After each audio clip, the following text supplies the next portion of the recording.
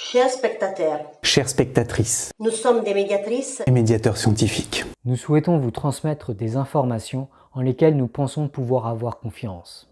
Mercredi dernier, l'OMS a qualifié la propagation du coronavirus de pandémie.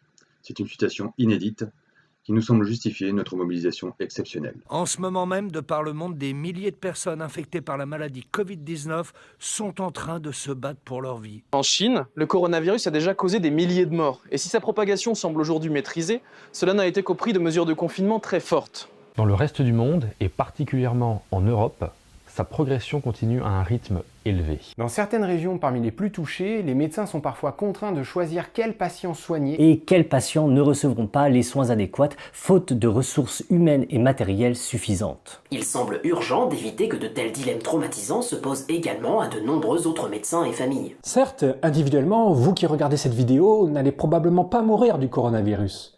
Vous n'allez même probablement pas en souffrir directement. Cependant, à moins de prendre dès à présent des mesures drastiques pour réduire la propagation du virus, vous risquez de le transmettre de proche en proche à votre insu. Même si vous ou vos enfants n'avez pas de symptômes, il y a un risque que vous soyez infecté. Vous risquez de devenir un maillon dans une chaîne de contamination qui pourrait toucher de plus larges populations, en particulier des populations plus vulnérables que vous. Or, ces populations auront besoin de soins intensifs. Et leur traitement pourrait conduire à une surcharge des services sanitaires et hospitaliers, ce qui rendrait encore plus difficile l'accès à des soins adéquats. La bonne nouvelle toutefois, c'est que vous pouvez agir. Vous pouvez aider à ralentir efficacement la propagation du coronavirus. Pour cela, il vous suffit de suivre les recommandations des services de santé et des gouvernements, même si celles-ci vous paraissent très contraignantes ou disproportionnées. Limitez vos interactions sociales. Annulez vos soirées. Éloignez-vous des foules. Lavez-vous régulièrement les mains avec du savon. Ne serrez pas les mains des autres. Et ne les embrassez pas. Toussez dans votre coude ou dans un mouchoir jetable. Évitez de toucher les boutons d'ascenseur, les digicodes, les rampes, les poignées de porte et tout ce qui est susceptible d'être manipulé par beaucoup de gens fréquemment. Et évitez de vous toucher le visage. Si vous toussez, si vous avez de la fièvre, si vous montrez des signes de la maladie, redoublez de précautions pour ne pas propager le virus. Restez au maximum chez vous pour protéger les autres et renseignez-vous sur les dernières recommandations en vigueur. Ne paniquez pas. Protégez-vous et protégez les autres.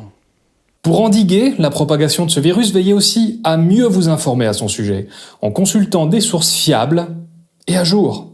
Méfiez-vous en particulier des sources douteuses, car malheureusement dans ce contexte, les fausses informations se propagent elles aussi très vite. Elles peuvent freiner dangereusement les mesures de précaution. Notre connaissance du virus et notre compréhension de la situation évolue chaque jour grâce au travail monumental des scientifiques et des agences sanitaires. Tenez-vous correctement informés. Nous vous invitons notamment à consulter les descriptions de cette vidéo qui listent de nombreuses ressources de vulgarisation ainsi que des ressources d'autorité reconnues. Enfin, vous pouvez contribuer plus encore en relayant cette vidéo. Et en encourageant vos associations, vos entreprises, votre entourage. À eux aussi de prendre les mesures de prévention adéquates pour freiner la propagation du coronavirus. Le coronavirus est un défi qu'il nous faut relever collectivement. Nous comptons sur votre support et votre aide pour limiter ces dégâts et revenir aussi vite que possible à une vie plus sereine.